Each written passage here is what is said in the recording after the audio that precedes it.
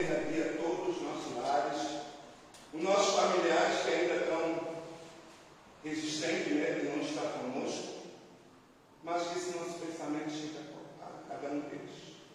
Que essa prece também envolva todos aqueles que estão livres de prece, encarnados e desencarnados, diante da necessidade de cada um.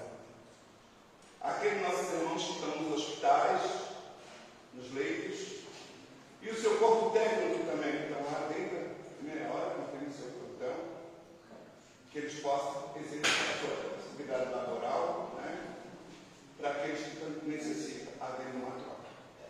Então, sendo assim, Pai misericordioso, escutai a nossa prece. Pai nosso que estás no céu, santificado seja o vosso nome. Venha a nós o vosso reino, seja feita a vossa vontade, assim na terra como no céu. O pão nosso de cada dia nos dai hoje, perdoai as nossas ofensas, assim como nós perdoamos a quem tem ofendido. Mas não nos deixe, Senhor, cair em más tentações, mas livrai, Senhor, de todos os males, que assim seja. Mais uma vez, Pai, Mestre Jesus, Manuel Francisco da Luz, que é o nosso guia, protetor da nossa casa, e essa espiritualidade está sempre conosco na segunda-feira. Nós damos por aberto mais uma reunião pública da noite de hoje, que assim seja. Fica à vontade, meu irmão.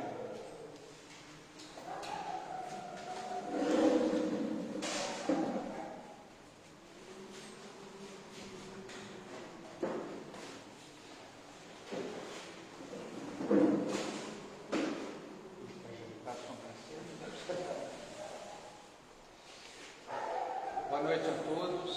Boa noite. O pessoal do fundo lá me ouve bem? Então tá. Não preciso subir na cadeira para falar mais alto, então. É um privilégio estar de volta aqui no Manuel Francisco da Luz, casa que nos acolhe, nos recebe e nos ajuda nessa caminhada de evolução, nos desafiando a trazer aspectos do Evangelho que contribuem para todos nós, no nosso crescimento enquanto espíritos, buscando a luz, buscando a perfeição. Antes de abordar esse tema tão desafiador, eu gostaria de compartilhar com vocês. Hoje estava assistindo uma palestra na internet que fala sobre o uso do tempo. E a palestrante, uma professora de filosofia, trouxe, dentre as diferentes informações que ela veiculou ao longo daquele período, um experimento que foi feito. Ela não identificou qual foi a universidade ou em que local, mas o experimento em si é bastante interessante. E eu queria compartilhar com vocês para que cada um de nós levasse para casa para pensar a respeito. E fala exatamente sobre como nós nos conduzimos na vida. O experimento constou do seguinte: um grupo na faixa etária entre 30 e 40 anos de idade, ela não revelou o número de participantes, foi convidado a preparar um relato sobre a própria vida. E foi dado a cada participante uma semana para que reunisse as informações sobre si mesmo, sobre a sua vida. E ao cabo de uma semana, eles foram entrevistados. E nessa entrevista foi dado o tempo que fosse necessário para a pessoa fazer o relato da própria vida. O fato curioso e que demonstra até que ponto nós vivemos conscientemente é que a pessoa, o participante, que mais tempo falou sobre a sua própria vida, veja, um relato da vida inteira, tá? Até onde a pessoa se lembrava, dos diários que escreveu ou não, os seus familiares que foram consultados, que acompanharam a sua infância, etc. Esse participante que mais falou sobre si foi alguém próximo dos 40 anos, e ele falou por 7 horas. Ele foi o que falou mais. E a ponderação que ela faz depois de expor isso é: até que ponto nós vivemos de fato. Até que ponto nós somos conscientes da vida que temos. E eu interrompi a palestra e fiquei pensando sobre isso. Se eu fosse convidado a participar, né? Quantos minutos eu falaria, né? Será que eu chegaria a 1 hora? E o grande desafio é exatamente esse. Deus nos dá um tempo para que nós, neste processo de encarnação, vivamos buscando os nossos objetivos, que deveriam ser o aperfeiçoamento, o aprendizado na esfera moral e, claro, cuidar das questões materiais, porque fazem parte deste processo. Mas, vivendo a vida minuto a minuto. E talvez a gente vá constatar com uma certa tristeza ou desapontamento, talvez, que nós vivemos muito pouco. Imaginem vocês, alguém perto dos 40 anos, quando vai falar da sua existência desde o berço, conseguiu falar apenas 7 horas. Eu nem me dei o trabalho de fazer conta, né? Dizer, bom, 7 horas para 40 anos, né? Vamos fazer uma proporção, porque ia dar lá um 0,000%, né? E eu falei, não, deixa assim que o desapontamento já é grande sem calcular, né? Então, é isso que eu queria compartilhar com vocês para a gente levar para casa e pensar. Se cada um de nós fosse chamado hoje a participar de um experimento assim, quanto tempo nós falaríamos a respeito de nós mesmos? Pois bem, o tema que eu trouxe hoje, praticando bem, é um tema desafiador, porque, nossa, é uma coisa extremamente difícil, né? Complicada mesmo, né? É brincadeira, tá? Estou sendo sarcástico, né? O irmão fez a leitura aqui, né? A primeira leitura que ele fez, eu pensei assim, bom, eu vou levantar, dizer assim seja e vou para casa, né? Porque já está relacionado, nossa, ali tem um cardápio, né? Você pode escolher à vontade. Quem prestou atenção na leitura deve ter identificado isso. Falar sobre praticar o bem em dezembro em particular, nossa, é algo assim muito gostoso, porque dezembro nos conduz à figura do Cristo, né? A humanidade cristã comemora a vinda do menino Jesus, né?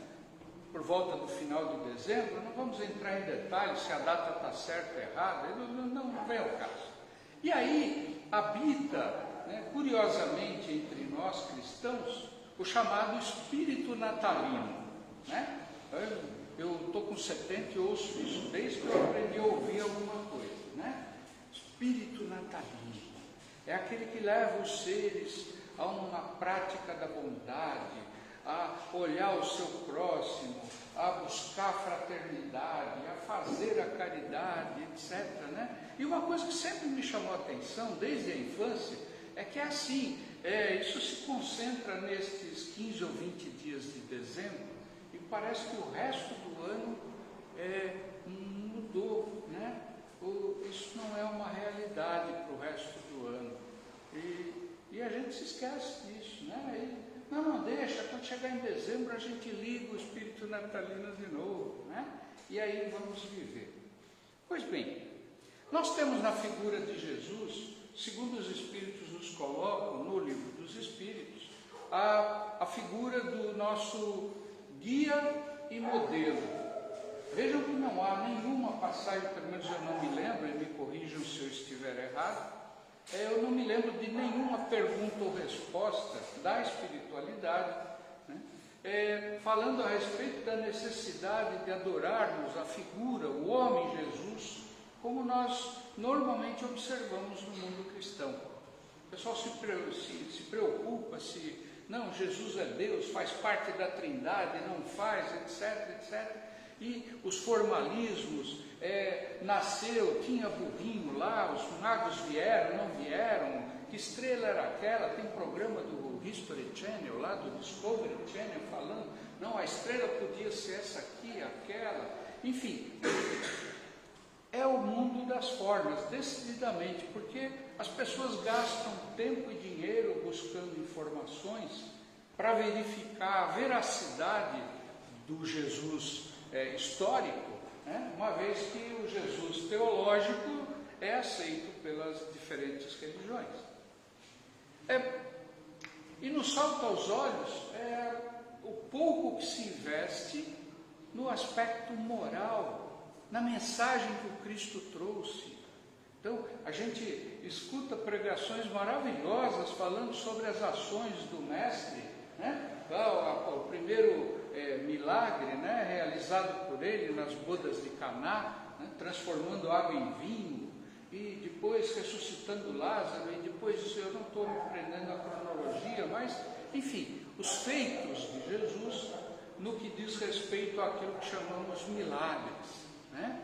E não porque o Filho do Homem, o Filho de Deus, e vai por aí afora. Agora, muito pouco a gente ouve a respeito da pregação do Mestre lá no Sermão do Monte ou Sermão da Montanha, como queira, quando ele faz um resumo do seu trabalho, né, e nos entrega uma série de ferramentas de progresso, de evolução, né? Ele diz, olha, pedi, buscai e achareis, e vai por aí afora, né? Sempre lembrando que o primeiro verbo é nosso. Nada vai acontecer automaticamente, mas aquilo que buscarmos encontraremos, né? Promessa dele. Pois bem, mas o grande exemplo do Mestre é que, naquilo que nós temos reportado pelos evangelistas, é que o Mestre passou a sua existência, registrada por eles, fazendo o quê? Praticando o bem, né? Chegamos ao tema da nossa noite de hoje, né? Praticando o bem através daquelas ações que estão ali registradas, através de uma série de circunstâncias registradas pelo apóstolo Lucas, lá em Atos dos Apóstolos, enfim. Há uma série de relatos mostrando o Mestre, utilizando evidentemente das ferramentas que dispõe, né, para fazer coisas que nós talvez não conseguíssemos fazer. Mas os Espíritos nos dizem que nós temos essa possibilidade. Aliás, nós temos mais do que essa possibilidade. É esperado que nós foquemos a nossa existência na prática do bem. E vamos encontrar, em primeiro lugar, seria interessante a gente definir, mas, Flávio, afinal, o que é bem? Né? O que é bem? Bem é algo material? Bem é algo abstrato? Então, se formos olhar ali na questão 630 do Livro dos Espíritos, eu prometo não ler o livro todo, tá? Só uns 4, 5 capítulos, para não cansar, né? Brincadeira, tá? Não me levem a sério, pelo menos na piada, né? Na questão 630, a pergunta é: como se pode distinguir o bem do mal? E aí, se você só lê a pergunta e começa a pensar, nossa, N conceitos vêm à nossa mente, né? E os Espíritos dão uma definição assim, eu diria, bem sintética, né? Falando o feijão com arroz, curta e grossa, né? Mas não foi grossa não, foi só curta. O bem é tudo que é conforme a lei de Deus. O mal, tudo que lhe é contrário. Assim, fazer o bem é proceder de acordo com a lei de Deus. Fazer o mal é infringi-lo. Viram que complicado? Simples, né? Nossa, a síntese, né, dos nossos irmãos da espiritualidade é uma coisa fantástica, né? Uma frasezinha curta assim para a gente pensar 30 anos. Pois bem, mas qual seria, numa primeira instância, a utilidade para nós da prática do bem? Como todos nós estamos num processo evolutivo e de acordo com o nível de consciência que adquirimos, conseguimos, pelo menos uma parte do nosso tempo, manter pensamentos elevados, e sabemos que o magnetismo no plano espiritual ele funciona diferente da nossa física, digamos assim, material. material? Na física material a gente aprendeu lá na escola, né? Polos opostos se atraem, polos idênticos se repelem. Lembram disso, né? Qualquer brincadeira com ímãs aí, você já descobre isso rapidamente. No plano espiritual, a física se inverte. Polos idênticos se atraem e polos opostos se repelem. Como é que é isso, Flávio? Se você desenvolve bons pensamentos, se você foca a sua existência em benefício de si mesmo, por que não? Dos seus e do seu próximo, você será seguramente amparado e ajudado por uma miríade de irmãos nossos do plano espiritual que estarão lá dando a maior força para dar certo o teu projeto. Só que, como eu disse antes, a gente ainda está nesse processo de aprendizado, né? E a gente, falando assim o termo popular, a gente enfia o pé na jaca com uma frequência incrível, né? Mas faz parte do processo de aprendizado. Isso não é defeito, tá? É característica do produto. Eu trabalhei em fabricante, cansei de falar isso. Pois é, mas se aplica a nós também, tá? Ok, somos adultos, né? Pelo menos adultos fisicamente, para a idade do homem, mas espiritualmente ainda somos um tanto quanto infantis, pueris, eu diria. E a gente está aprendendo, né? A gente está caminhando. A gente olha hoje e fala, nossa, mas eu estou tão mal na fita, né? Eu tenho tanta coisa para melhorar, etc. Lembre do seguinte, se você voltar 100, 200 anos, você vai descobrir que você melhorou um bocado de lá para cá. Né? Sabe-se lá o que você andou fazendo. Aliás, é melhor nem saber, né? Porque como a gente é informado de que hoje nós somos a melhor edição do livro, da obra, né? E a gente se considera assim, imagine então as edições anteriores. Né? Pois bem, então, uma ferramenta que a prática do bem nos dá, né? Os Espíritos nos esclarecem na questão 469, né? E diz lá, por que meio podemos neutralizar a influência dos maus espíritos? Né? Praticando o bem e pondo em Deus toda a vossa confiança, repelireis a influência dos espíritos inferiores e aniquilareis o império que desejem ter sobre vós. Vejam, voltando à questão do magnetismo, se eu me oriento para a prática do bem, se eu me oriento para o benefício daqueles que me cercam, para o meu próprio benefício também, eu vou me cercar daqueles que vêm me ajudar. Lembre-se que essa lei da ajuda, ela é amoral.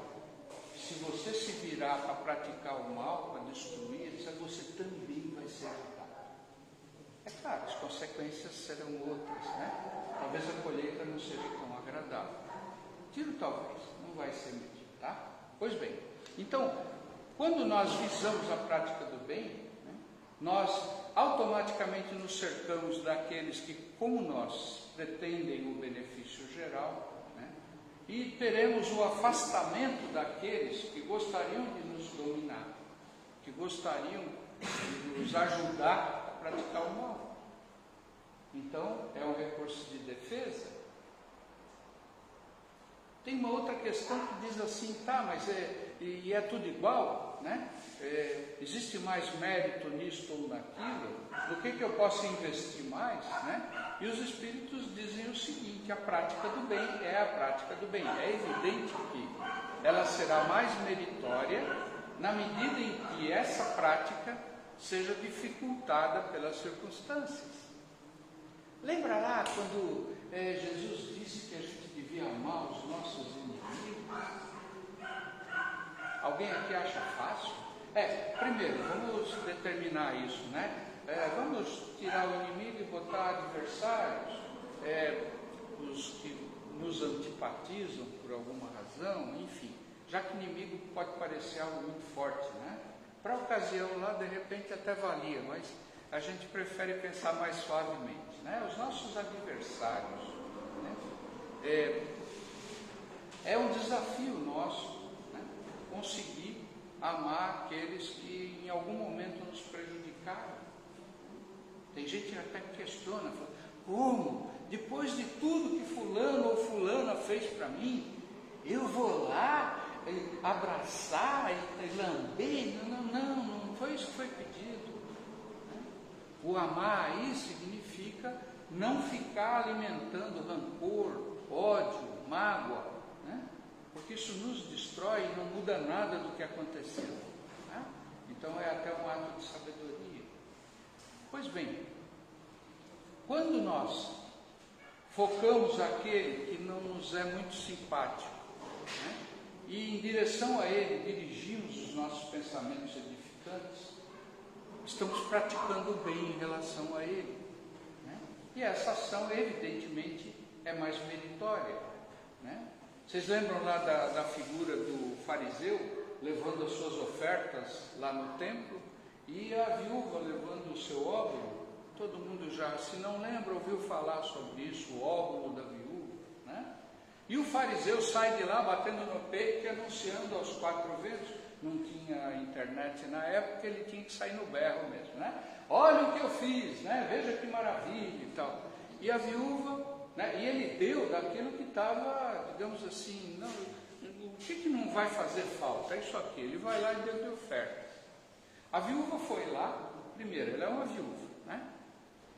Já se coloca um quadro social complicado, né? Principalmente na época. Ela leva o óbolo, ela leva a moeda de menor valor em circulação na época, tá? E deposita, provavelmente, tudo que ela tinha, que era aquele óbolo, como oferta ao templo. E sai de lá quietinha. Eu acho que se Jesus não levantasse a lepra, ninguém ia ficar sabendo que a viúva doou o óbolo.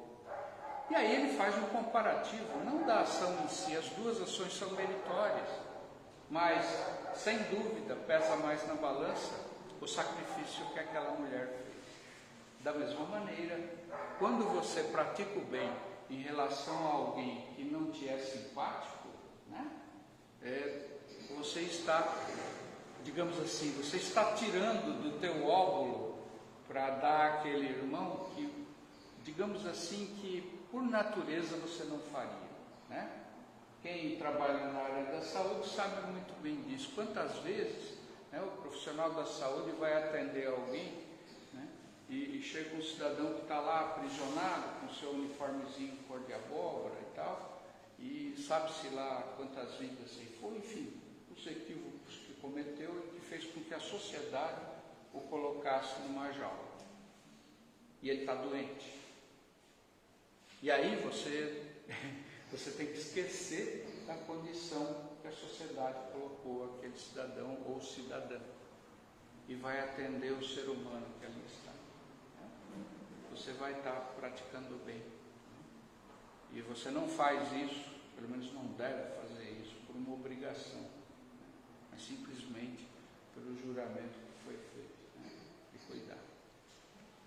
Pois bem, a parte teórica aí do bem já está praticamente esgotada. Eu ia falar mais umas 4 horas, mas eu estou vendo aqui que eu tenho só 30 minutos, ou 40 talvez, e fazer hora extra não é uma boa ideia, né? Ainda mais numa segunda noite. Pois bem, mas eu gostaria de compartilhar com vocês alguns cenários da prática do bem, né? Que fazem parte da nossa vida prática, do nosso dia a dia, né? Eu acho que se a gente não puder trazer os ensinamentos do Evangelho, da doutrina espírita e outros filosóficos para o nosso dia a dia e aplicar nas nossas vidas, não adianta nada, é só discurso, digamos assim, né? Sem conteúdo. E a gente começa a praticar o bem conosco mesmos. Ah, mas como assim? Eu vou, né, eu vejo um negócio gostoso, eu vou lá comer antes que os outros comam. Não é isso, né? É cuidando de si mesmos, né? Então, alguns de nós têm problemas com glicemia, né? É a tal da diabetes, né? Que é uma parente que a gente não queria ter, né? Mas a gente é educadinho, bom dia, Bete, né? Esse trocadilho é horrível, mas enfim, foi o que eu arrumei para o momento. Mas, e aí, por não poder comer uma porção de coisas, nossa, parece que o universo é feito de doce, né? Eu já conversei com pessoas que têm sérias restrições e, rapaz, para todo lado que eu olho é açúcar. Até pegar o ônibus, aquele corrimão me parece lá um bastão que eu podia lamber e tal. Vai, calma aí, né? Não transforma isso numa obsessão, né? E esse cidadão, se ceder, né, às tentações, ele colhe os frutos, né? Aliás, é uma ação e reação que ocorre muito rapidamente, né? O cidadão exagera aqui, cai duro ali, não tem muito o que, né? Então é um cuidado de si mesmo. Existem alguns alimentos que você já comeu e não te fizeram bem? Sim, eu acho que quase todos nós aqui já devemos ter passado por isso, né? Isto o que é? É a natureza nos informando, olha, esse tipo de alimento não cai bem aqui, então evite, né? Mas muitas vezes esse alimento que fez mal é muito gostoso, né? É uma atração assim quase fatal, né? E o cidadão vai, não, depois eu tomo lá um Engolf, alguma coisa do gênero aí, né? Um Epocler, olha eu fazendo propaganda de medicamento aqui. Pois eu tomo um negócio pro fígado lá e fica tudo bem e tal, né?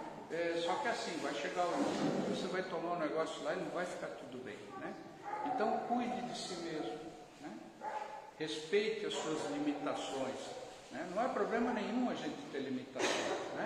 Eu gostaria de ter uma vasta cabeleira, mas eu tenho essa limitação, né? Então, isso é bom, de advento assim, quase não despenteia nada, né? Fora de sério. Pois bem, o cuidado então começa comigo, porque ninguém dá o que não tem.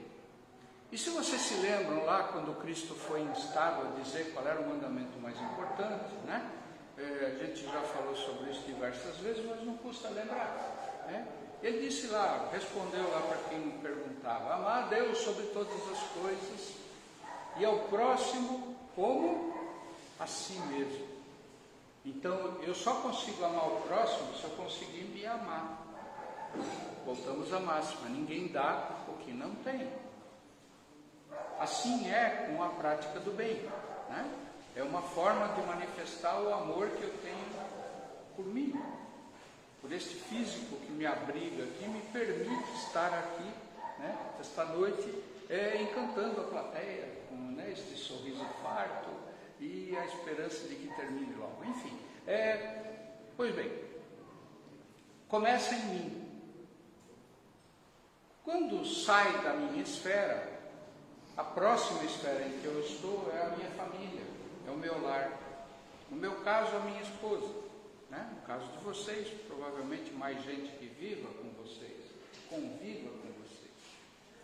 Aí fazer o bem, nossa, fazer o bem é super fácil, né? O bem ter uma louça aí para enxugar, para lavar, para guardar, etc. Né?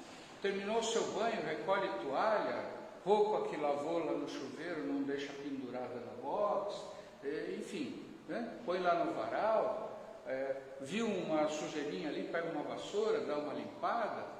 Percebe que fazer o bem, nossa, é muito fácil, gente. É muito fácil. Só que assim, o bem não se faz sozinho.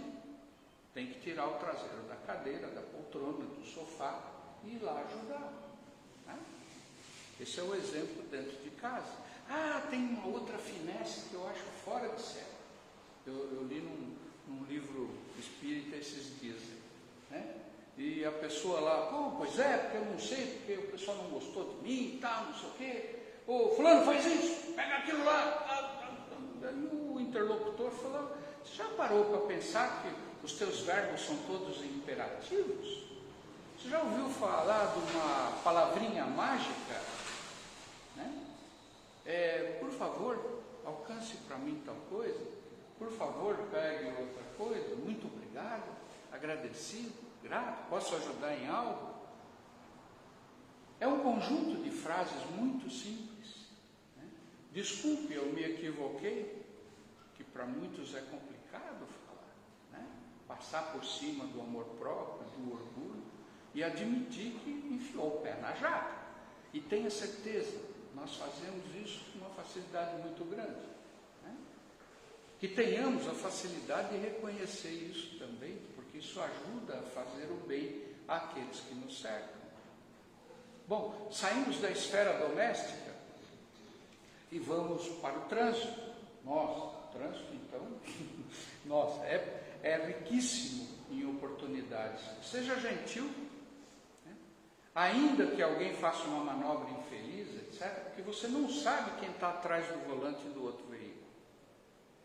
Mas está falando isso porque ele pode estar armado? Não. Você não sabe as motivações dele. Eu já vi um cidadão passar na 101 lá feito um maluco. Ele devia ser piloto de helicóptero, mas não, ele estava com um carrão daqueles, bem potente. Só que ele estava levando uma pessoa ferida para o hospital. E fez manobras, e eu olhei, depois eu fiquei sabendo do que tinha acontecido, porque coincidentemente eu estava indo para trabalhar no meu voluntariado no hospital para onde o cidadão estava indo. E vi o carro parado na emergência. Não fui lá perguntar o que era, mas eu entendi. A gente não sabe. Então sejamos gentis. Naquele momento em que alguém nos fecha, faz uma manobra infeliz, etc., pensemos o seguinte: bom, eu não sei que drama esse meu irmão carrega neste momento. Porque ninguém se torna agressivo, ninguém nos prejudica sem estar ferido de alguma maneira. Nem os nossos irmãos animais fazem isso. Né? Aquele cachorrinho que você ama tanto, aquele gatinho que é o xodó da casa, se você for lá e pisar na pata dele, ele morde, ele arranha, ele só não vai falar um monte de abobrinha para você, porque na língua dele você não entende, mas se ele pudesse... nossa. Pois bem,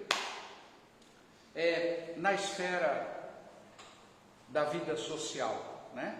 Já citei isso aqui tempos atrás. Você chegou no supermercado, né? Vai lá fazer suas compras e invariavelmente para o seu carro, né? De preferência numa vaga não reservada. Já está praticando bem, né? Aquela vaga lá com o símbolozinho da cadeira, aquilo é para deficiente, não é deficiente de educação, é deficiente físico, é um pouquinho diferente, tá? Ele até pode ser mal educado, mas ele tem um problema de deficiência física, né? E se você não tem e para ali, então a sua deficiência é mais grave, que aí não tem médico de jeito, né? Tem que se conscientizar. Pois bem, aí você para numa vaga adequada, né? Não vai lá na vaga dos idosos, né? A gente aplaude, tá? Muito obrigado. Entra no supermercado, faz as suas compras, reclama da fila, tá? Isso faz parte, né? Pois bem, saiu, colocou as suas compras no veículo, aquela coisinha que você usou ali com rodinha e tudo mais, que você pegou lá na entrada do supermercado, devolva lá. Ah não, Flávio, tem um cidadão ali que faz... Pois é, mas esse cidadão que está fazendo aquilo porque a gente não é educado.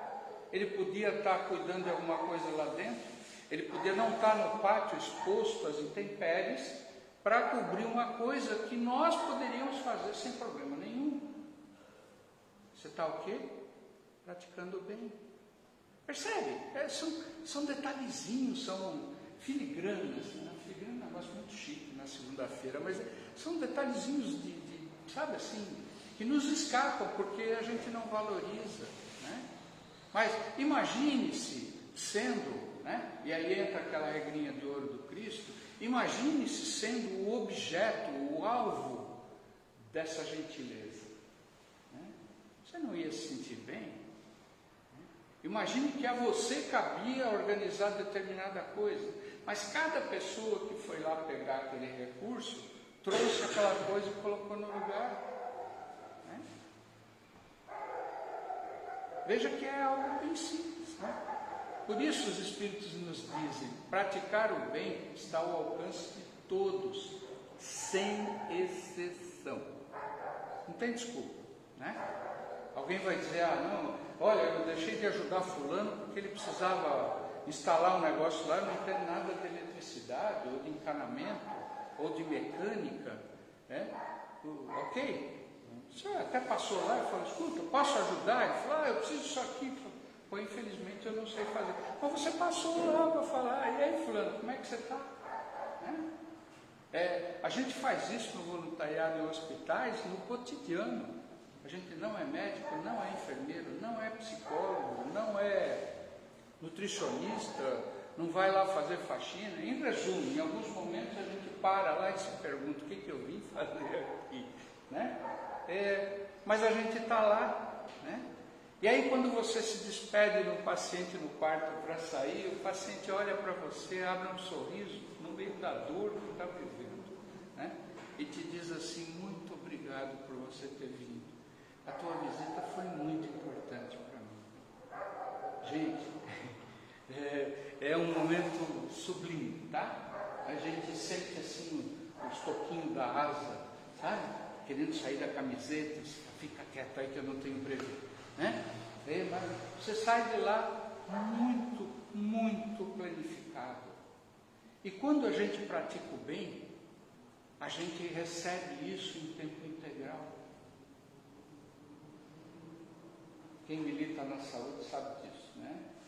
Eu já vi um cidadão agarrado com o paciente dele lá e ali, acho que estão brigando, não, mas não era, não, era uma manifestação de carinho, né? E visitei o cidadão depois lá e, nossa, o cidadão tal, ele estava lá amputado, jovem, uma vida inteira pela frente, etc. Cara, mas você não tem noção da alegria que estava aquele moleque, né?